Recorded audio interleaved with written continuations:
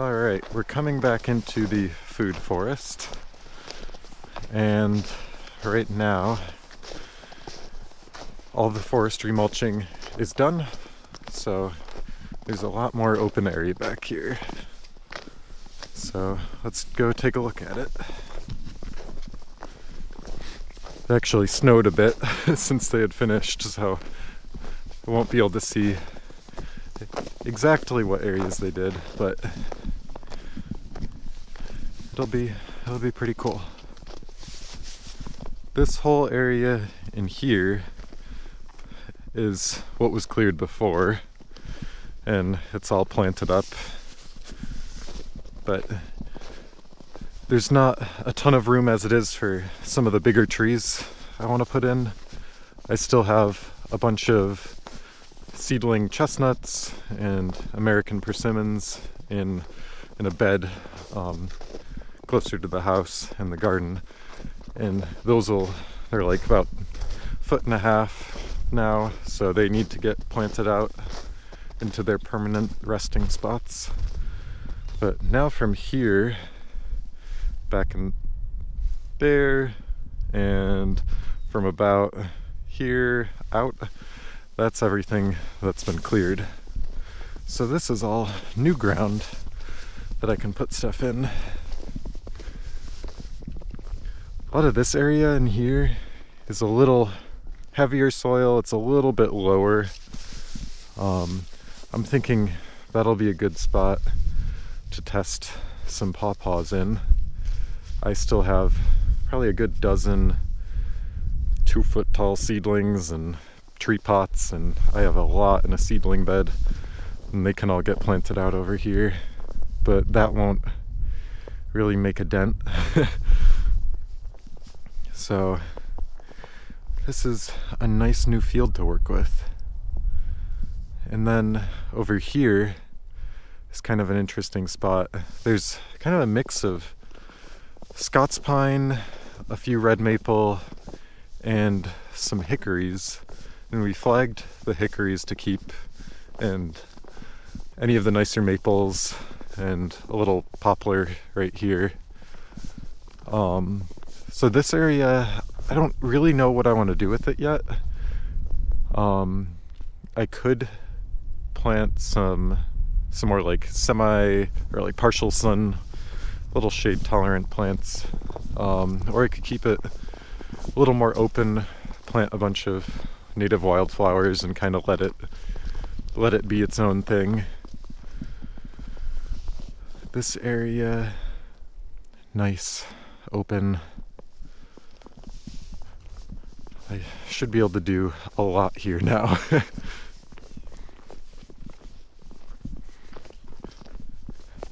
And then we're getting on the next little clearing.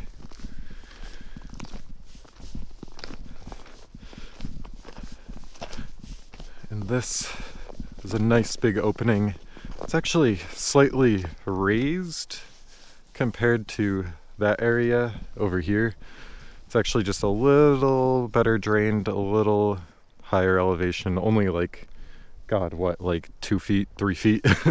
But that nice little slope might make this a better spot for planting a few chestnut trees. And I don't really need a ton of chestnut trees, because this area, I think, what is it, about like 70 or 80 feet going in that way. So I could fit a few in, but I'd really like to have chestnut trees when they're mature, like 20 to 30, maybe even 40 feet apart at some point, but I could plant them closer together in thin as needed too. But maybe this area will be more chestnuts and a couple persimmons, but that's exciting. Now, it's crazy because this property here it's kind of fans out. It starts kind of narrow at the beginning, and then right at about this point, it kind of splits off that way pretty deep. So the way that the buckthorn is like this stuff is relatively light. I mean, it's a little jungle. It's scrubby, it's dense, but it's not like huge. Like this stuff over that was in here was gigantic. It's like mature buckthorn that you just can't really get through. I'm gonna get up a little closer to the pines over here.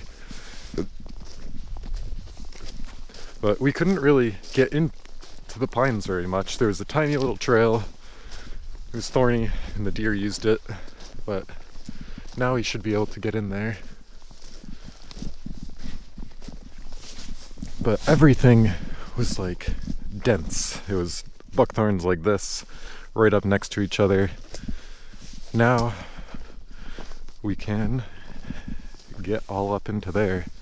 I might kind of clear by hand a little path and start making, like cleaning up a little area in the pines, because that would be, I mean, be a cool spot to hang out in. Like there's a few acres of just straight Scots pine in there.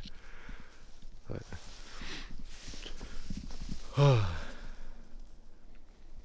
yeah, lots of new area to work with.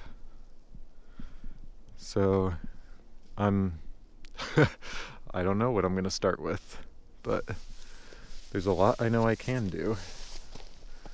But one of the cool things about having stuff cleared out is there's a lot of trees in here that I didn't even know were in here, and I'm glad that the people clearing knew their trees a bit, because like this is an elm and I would have had no idea it was back in the middle of this. And there's also that's a pear, probably a little crappy pear. I found a couple pears back here, and they make like, they're not like straight Bradford calorie pear, but they make little like golf ball sized pears, or maybe tennis ball sized, on one of the trees over there. But I have no idea what the fruit will be like on this one. So if it makes a couple fruits next year, that'd be cool. It's got more access to light and space and everything now, so we'll see what happens with that. I do have some small grafted pears that I did last year, and I could stick a couple out here. This would be a good spot where they could grow big.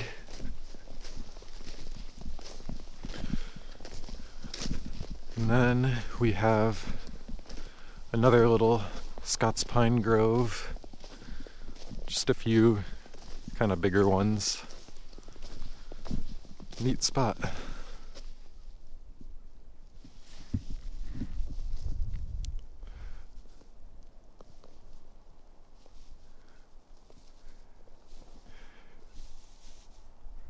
Yeah, this will be really cool to work with.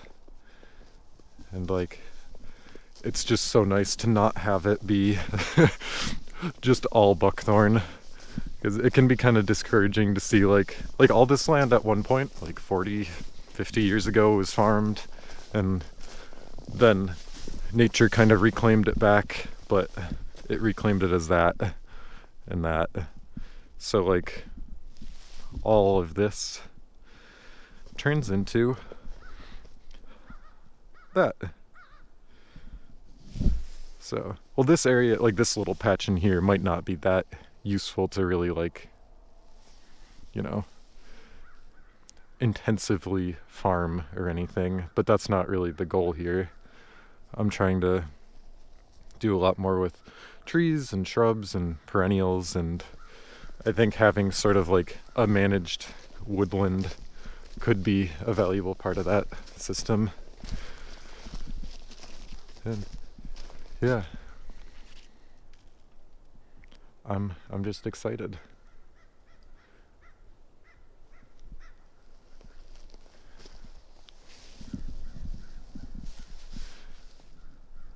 Now I don't think I'm gonna do any more mulching for a while now, because I have plenty of space to work with now, and that'll take a lot of time to manage. But